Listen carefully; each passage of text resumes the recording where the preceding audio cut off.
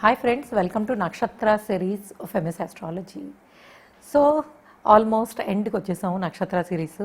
Of course కొంత delay అయింది because ఎందుకంటే we have lot more videos మధ్యలో వచ్చేసాయి కాబట్టి ఈరోజు చూసేది ఉత్తర భద్రపద, ఉత్తరాభాద్ర, మన షార్ట్ ఫామ్లో ఉత్తరాభాద్ర నక్షత్రం అంటారు. ఫుల్ చెప్పాలంటే ఉత్తర భాద్రపద. సో ఈ నక్షత్రము మీనరాశిలో ఉంటుంది, పూర్తిగా మీనరాశిలోనే. సో 3.21 డిగ్రీస్ దగ్గర నుంచి 16.14 డిగ్రీస్, ఈ డిగ్రీస్ మధ్యలో ఉండే నక్షత్రం మనకి ఉత్తర భద్రపద నక్షత్రం.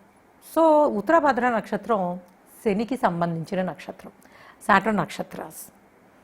ఓకే, ఇందాక మనం అంటే దీని ముందు నక్షత్రం మనం చూసింది ఏంటంటే పూర్వ భాద్రపద. సో పూర్వ భాద్రపదాలో మనకి అలైన్మెంట్ ఎలా ఉంటుందంటే చంద్రుడు, గురువు, కింద సాటర్న్. అయితే ఈ నక్షత్రానికి ఉత్తర భాద్ర నక్షత్రానికి ఉండేది ఏంటంటే చంద్రుడు, శని, తర్వాత గురువు. అంటే రాశికి అధిపతి గురువు, ఆయన బేస్, నక్షత్రాధిపతి శని, పైన చంద్రుడు. సో ఇది అలైన్మెంట్.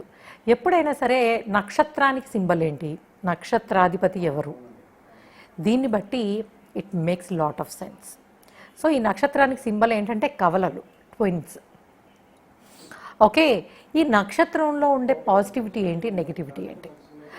మనము పూర్వభాద్ర కానీ ఉత్తరభాద్ర కానీ కొన్ని బేసిక్ ప్రాపర్టీస్ ఏంటంటే స్పిరిచువాలిటీ, ఆధ్యాత్మికత, అందరికీ సేవ చేయడం, గురువుల విద్యను అందించడం, ఇవి రెండిటికి కామన్గా ఉండేవి. ఎందుకంటే ఆ అలైన్మెంట్స్ రెండు నక్షత్రాలకి ఆల్మోస్ట్ ఒకటే, గురువు, శని, అట్ ద సేమ్ టైం చంద్రుడు. సో కొంత కిందకి పైకి మారడం. అయితే పూర్వభాద్రలో మనకి జూపిటర్ ఎఫెక్టు చంద్రుడికి ఎక్కువ ఉన్నప్పుడు, ఉత్తర భాద్రకు వచ్చేటప్పటికి శని ఎఫెక్టు చంద్రుడికి ఎక్కువ ఉంటుంది. సో దీనివల్ల ఏంటంటే కొంత వీళ్ళు ఇంట్రావర్ట్స్లో ఉండడానికి, అలానే కొంత అందరిలో కలవడంలో రిస్ట్రిక్షన్ అనేది కూడా ఉంటుంది.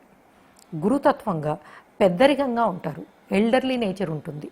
అంటే కొంత అందరినీ సహనంగా అర్థం చేసుకోవడంలోనూ, అర్థమయ్యేలా చెప్పడంలో కూడా, అంటే టీచర్స్లో కూడా జ్ఞానాన్ని అందించడం. గురువు కదా ఎంతైనా, అందులో రాశికి అధిపతి.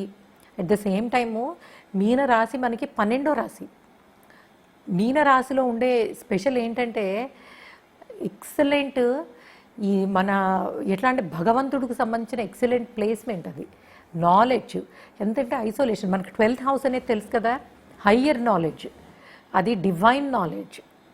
సో వీళ్ళు మనం ముందు నక్షత్రానికి చెప్పుకున్నట్టే ఈవెన్ ఈ నక్షత్రం ఇంకొంత పవర్ఫుల్. అంటే పూర్వ భాద్ర కన్నా ఉత్తర భాద్రకు వచ్చేటప్పటికి స్పిరిచువాలిటీ కానీ, ఆస్ట్రాలజీ కానీ, మిస్టికల్ సైన్సెస్ నేర్చుకోవడము, మెడికల్ సైన్సెస్, ఇవన్నీ కూడా ఎక్సలెంట్గా నేర్చుకోగలుగుతారు. అలానే కొత్తగా పరిచయం చేయడం దేన్నైనా సరే, ఇది కొత్తగా పరిచయం చేయడం అని ఎందుకంటామంటే గురువు, అందులో 12th హౌస్ అనేది ద హయ్యర్ ఇమాజినేషన్. సో వీళ్ళు దేన్నైనా నేర్చుకుంటే ప్రపంచానికి ఒక కొత్త పద్ధతిలో, కొత్త విధానంలో చెప్పగలుగుతారు. సో మనుషులకి సేవ చేసే వృత్తుల్లో ఉంటారు. అది మీరు సర్వీస్ ఆర్గనైజేషన్స్లో, లైక్ మనకి ఇస్కాన్ వాళ్ళ సర్వీస్ ఆర్గనైజేషన్స్ చాలా ఉంటాయి, అక్షయ్ పాత్ర అండ్ ఆల్ దీస్, వీటిల్లో వర్క్ చేయడము. లేదు కొన్ని ఇప్పుడు ఆర్ఎస్ఎస్ క్యాంప్స్ కానీ ఇవన్నీ ఉంటాయి. వీళ్ళు ఏంటి, పీపుల్కి సర్వీస్ చేస్తూ ఉంటారు. సో వాలంటరీగా సర్వీస్ చేసే అవకాశం.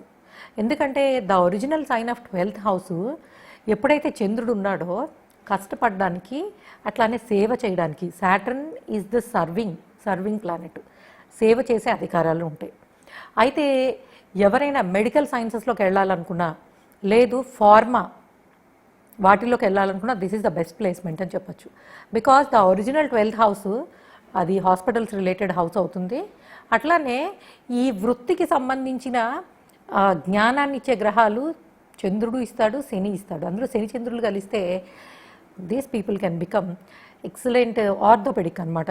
ఈ ఆర్థోపెడిక్స్ మంచి షార్ప్గా ఉన్న ఈ సుత్తి లేకపోతే ఇది తీసుకుని చేస్తూ ఉంటారు కదా డెంటిస్టులు.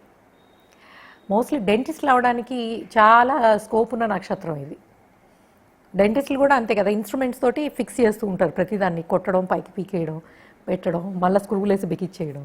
So all these screws, nuts ఇట్లాగా డీల్ చేసేవి మెడికల్ ఫీల్డ్లో మోస్ట్లీ మనకి ఆర్థోపెడిక్ డాక్టర్స్ కానీ లేదా డెంటిస్టులు కానీ అవ్వడానికి చాలా స్కోప్ ఉన్న నక్షత్రం అని చెప్పచ్చు. బట్ ఏదైనా కాకపోతే కొంత డిప్రెస్ అయ్యే అవకాశాలు కూడా ఉంటాయి. అంటే సెన్సిటివ్గా ఉండడానికి, తొందరగా బాధపడే మనస్తత్వం. ఎప్పుడైనా సరే సాటర్న్ నక్షత్రాలు, శని నక్షత్రాలు మనసుని, అంటే చంద్రుడు ఎప్పుడైతే ఇక్కడ ఇది చంద్రుడైతే మనకి కింద సాటర్న్ ఈ ప్లేస్మెంట్ ఉంటుందో అది కొంత చంద్రుడిని ఇబ్బంది పెట్టే అవకాశం ఉంటుంది.